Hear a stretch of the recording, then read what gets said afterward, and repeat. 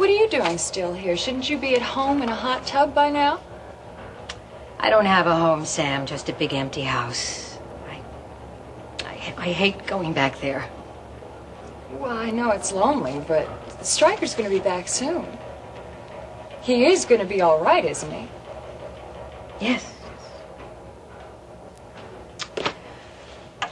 All right, Sam. You might as well know. When Stryker had his attack, he was leaving the house with his bags packed. He was leaving me for good. Oh, Aunt Vicki, I'm sorry.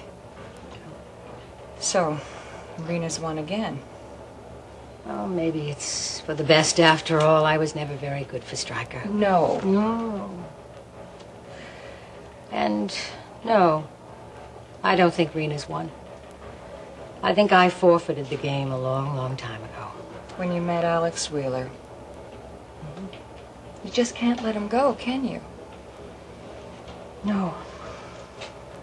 I've tried. My Lord, I've tried. Aunt Vicki, you're going to have to. Alex Wheeler is in love with Iris Carrington. Even if that's true, Sam, it won't last. She is not right for him, and I'm going to make him see it. Aunt Vicki, you're beginning to sound as obsessed as Justin.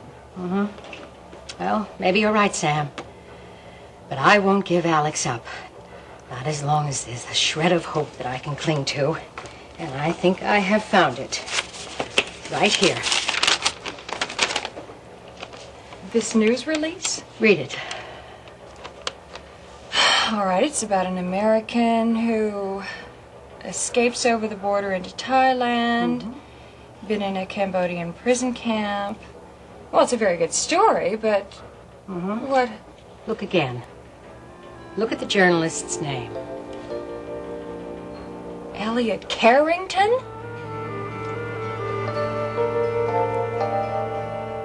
This Eliot Carrington. Yes, I think he's Iris's first husband. As a matter of fact, I'm sure of it. She told me about him the day she toured KVIK. Said that he was a journalist. And you're hoping that he's going to get back into Iris's life? Exactly. And if she were to become involved with him again, well then, Alex... Aunt Vicki, how can you even think that? They were divorced a long time before this happened. Yes, but when she spoke of him, she sounded like...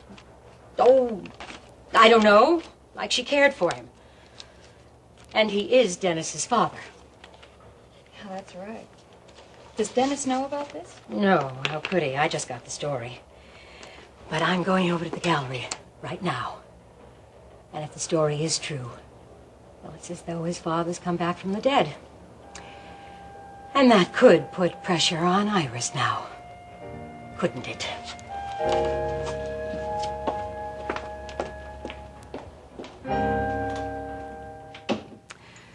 I'm sorry to barge in at a time like this, but I have some news I thought you'd want to hear right away. Well, I sure hope it's good news, because I don't think I can stand to hear any more bad news today. It's very good. Excuse me. I guess I'll just start helping out tomorrow, okay, Dennis? Right, fine. Bye, Vicki. You're sure Bye, now? Paige. What is it? Well, I was about to say it's very good news, Dennis. It's about your father.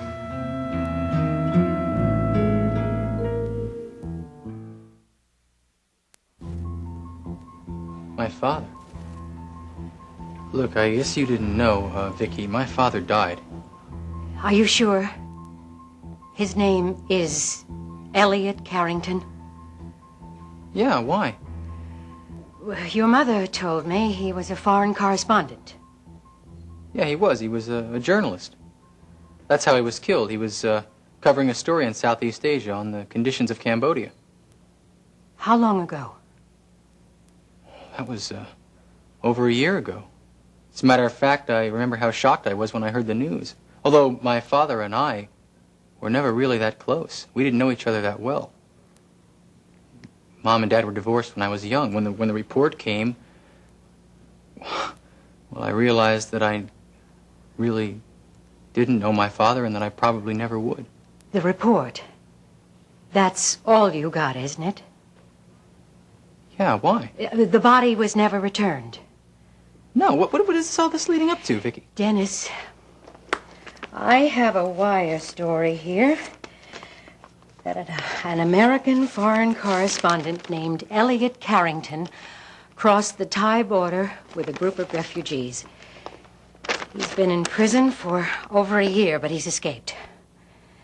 Dennis, how marvelous for you. Yeah, right.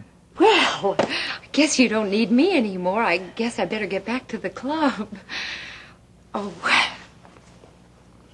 see you tomorrow, hon. Okay. Yeah. Nice to see you, Vicki. Paige. Goodbye, Paige. Vicki, you think there's really a chance that my father's still alive? I'm sure it is, Dennis. Now, I had my contact in Washington check all the details for me. The only thing I wasn't sure about until right now is that this Eliot Carrington is your father. My father?